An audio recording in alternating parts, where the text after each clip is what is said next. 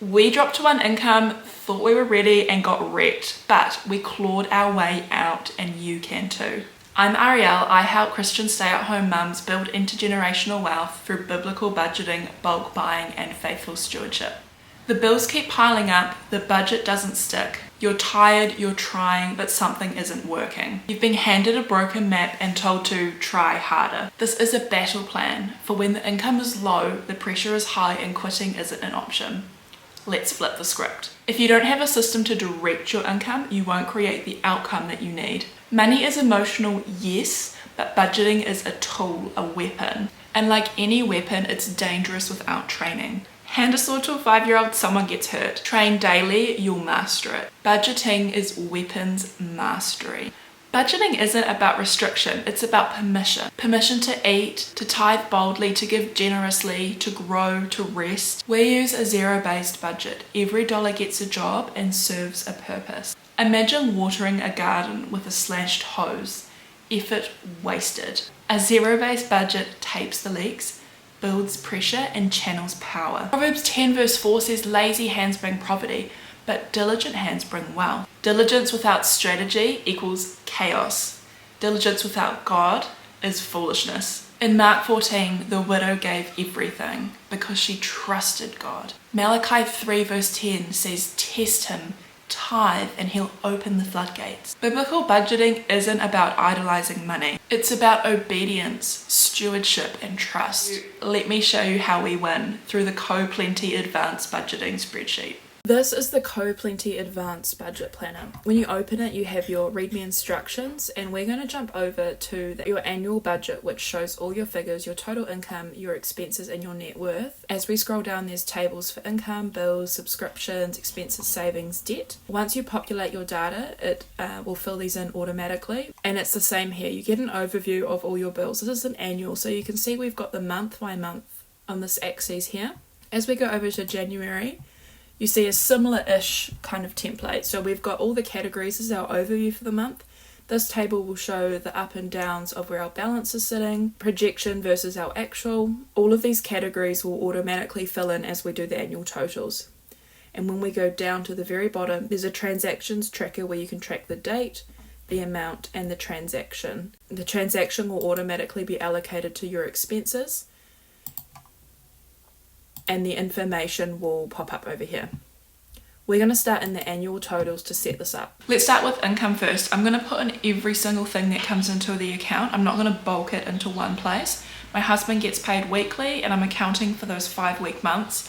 I get paid fortnightly. We both have side businesses, and then we also have random income through marketplace sales and things like that. You really want to put in every single time it comes in rather than lump summing it, so you can really clearly see where the money is coming in. Step 2 is to tithe first. We put this under our variable expenses. This is to allow intentional giving, and I encourage you to pray over your giving. God provides and we respond. Step 3 is savings, emergency funds. We have 2. One of them is a buffer fund, which we have accessible in our main bank. This is between $200 to $500, and this is for things that just come up randomly that we're not expecting. Then we have our main emergency fund. This is our big fire extinguisher, and this is your first defense against big financial shocks. Step 4 is your long-term savings. This could be for a car, a house, whatever aligns with your goals. This is possible even on a low income. Start with $5, start the habit. Small seeds can turn into a big family home. Step 5 is sinking funds. These are funds that you're going to budget for in advance and pull from as you need them.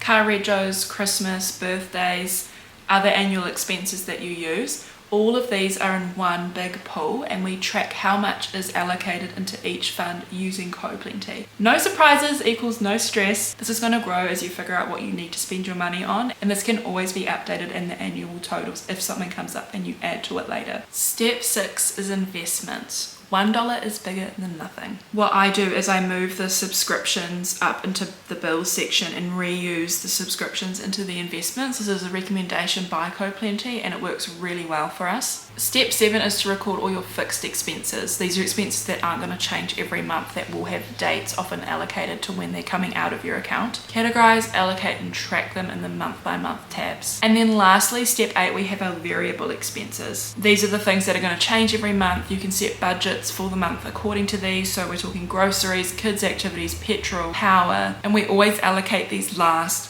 Why? Because investing and saving for us comes first. The last one you want to track is your debt. Any credit cards, buy now, pay later, student loans, pop it all in there, and then you will be able to record how much you're contributing to pay off that debt. When starting a budget, there are some common pitfalls to crush. Number 1, and this is a big one, overdrafts. If you've got one, kill it. You're not a slave. Just get rid of it, just pay it off, make that your first point of call. The second one is really big, at least it has been for us, and this is grocery leaks. Figure out where your money is going and plug those leaks. We started by putting $50 aside to start working towards bulk buying, and now we only spend $600 a month on groceries. It's hard, but it works. Once you've set up the CoPlenty budget, it's really important to implement daily rhythms. My daily rhythm takes about 5 minutes. I will pray, I will track, and I will input all of the transactions we've had for that day into the month that we're in. Weekly, my husband and I will sit down, we will tithe first when the pay comes in. We will look at what we've spent in that past week, we will pray over, and we will adjust anything should we need to. Then our monthly review, we will sit down, we will look at the whole month, we'll compare it, we'll celebrate it, and again we will pray over our finances. It's really fun having that new month where you can completely refresh everything and start new. When it comes to managing your finance well, the CoPlenty Advanced Budget template is a command center. There are some really great useful features in here. The forecasting allows you to plan 3 months ahead. Actual versus projected allows you to spot overspending fast. The one glance layout, which is my favorite part, clarity kills chaos. It's highly customizable, you're not boxed in. This is actually the 3rd template that I've tried, and it's by far the best. It ticks all the boxes. Remember, we don't rise to the level of our intentions, we fall to the level of our systems. Let's talk about results. We went from debt and despair, no savings, no peace, financial fear and tithing anxiety, to tithing joyfully, predicting our finances months in advance, investing every single month, reduce stress, no more panic, no more guilt-driven spending. We're not rich, but we're not desperate, and we trust God deeper now because we finally manage what He's given us. That's not luck, that's stewardship backed by strategy. If you're ready to fight back, click the link below. Grab the CoPlenty Advanced template and use the code Ariel10 for 10% off. Proverbs 27:23 says, know the condition of your flocks. This is how you break generational cycles. This is how you win on less. And this is how you honor God with your finances. And remember, God's not done with you yet. Subscribe for more faith-based financial comment, and comment down below what has been your biggest budgeting struggle. Thank you for watching this entire video, and I'll see you in the next one.